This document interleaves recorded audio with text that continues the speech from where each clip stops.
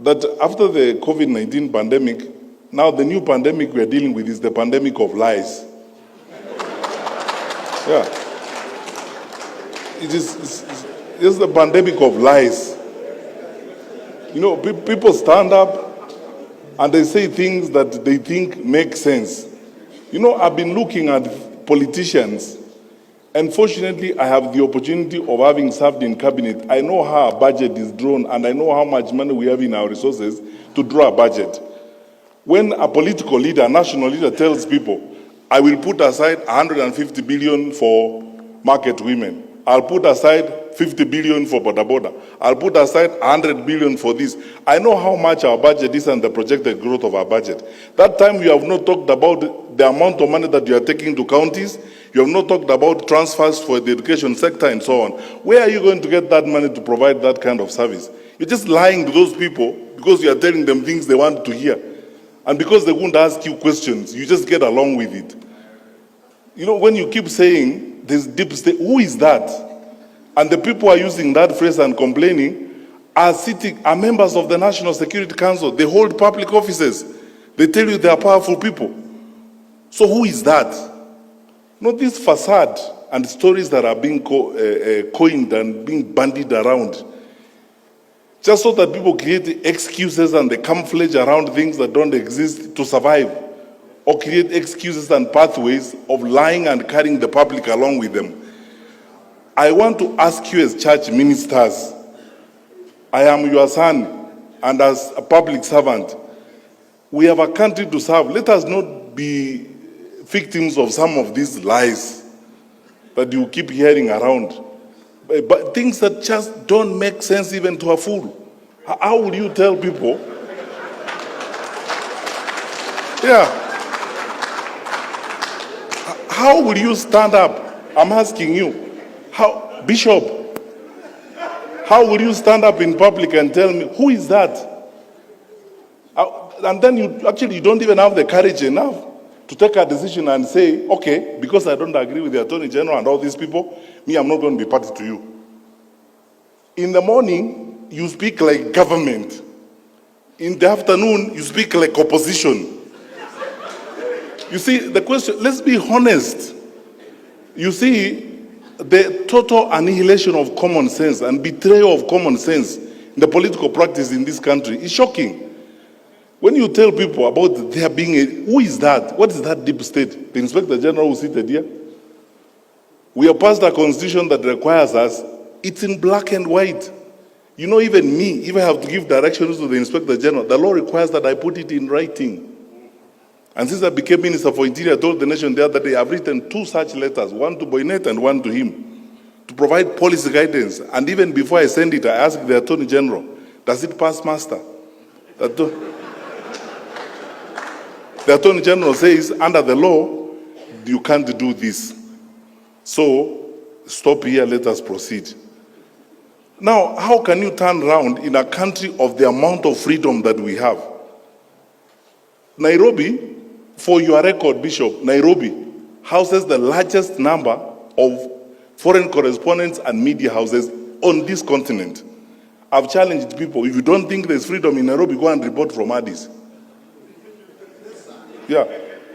With all this freedom we have, in a country where the president is insulted liberally by everybody, by opposition politicians, how will you tell me that there exists a covert, dark op element of government that is intended to do certain things? When did you last face and scrutinize and excoriate the Minister for Security? I am here to answer questions. Which is this dark side that exists? Where is it? Don't be drawn. I'm telling you, don't be drawn to some of this. You see, we are unfortunate that we have a brand of leaders. I told you earlier that the narrative we need to be discussing about the future of our country is how we handle corruption and how we create an integrity system of managing our country so that the resources God has given us can benefit our children and our children's children. Now, instead of having that conversation, the artists, the political artists who want to avoid that conversation, they come up with all manner of excuses. Oh, there are people who hate me called deep state, and you sit with them daily. So when do they become deep? When they are with you or when they are not with you?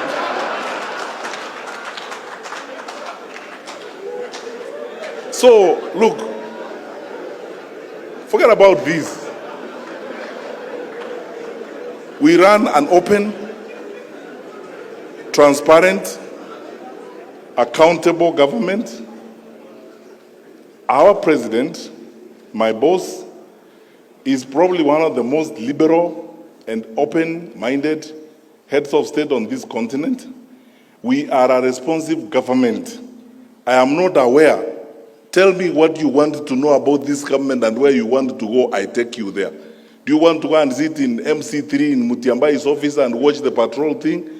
And so on. When you ask questions, we will answer. But you see, to create campaign jargon, you know, this story of you must look for a way of creating some level of sympathy so that people can sympathize with you, that you are an underdog. So you create some phantom, some fictitious devils that are existent somewhere that are against you. And these devils are not described. So you use some communist type language and call them deep state. And say, you know, these people, they may be having the state, but we have God. God is for all of us. You can't have God yourself. So, Bishop, forget about this thing, my brother. Let's just go forward and build our country. That doesn't exist. Secondly,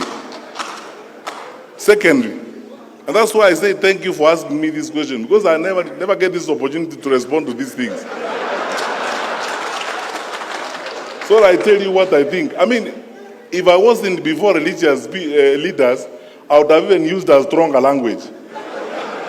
Because this is petty, it's empty, there's nothing, it's hollow. People are just loitering around saying things that don't exist. Let them deal with issues. You know, I keep telling people, these elections are like an interview. You leaders have conducted interviews before, haven't you? So when I come before you, you tell me, Fred, good, you want this job? Yes. Where have you been? I tell you, I was headmaster there, I was this. You ask me, what did you do when you were there? How did you handle the students? What did happen? And so on. People are running around here who have held public responsibilities.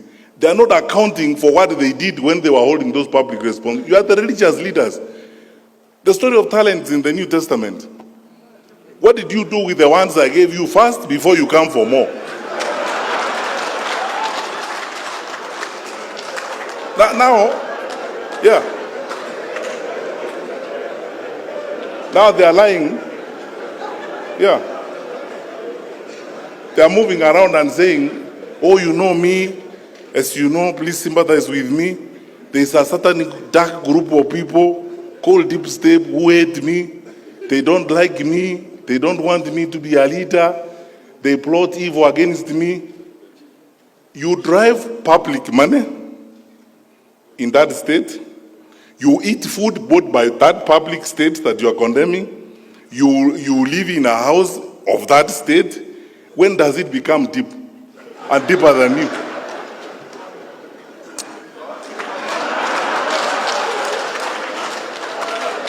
Forget about these jokes.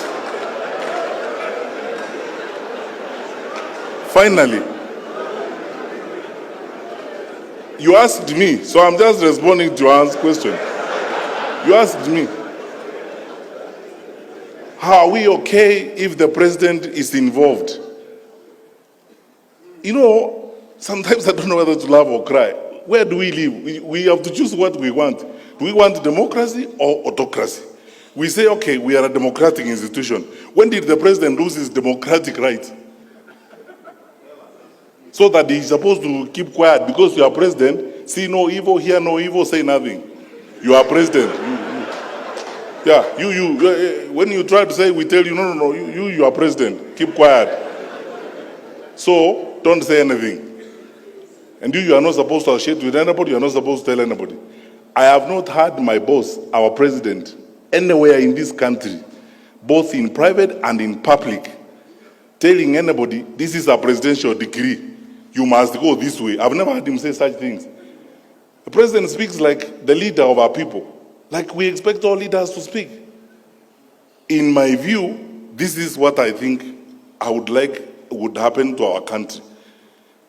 And you have the democratic right to agree or disagree with him.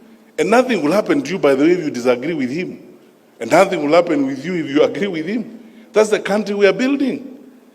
You saw President Obama, before he left office, on the campaign trail for the Democratic Party candidate.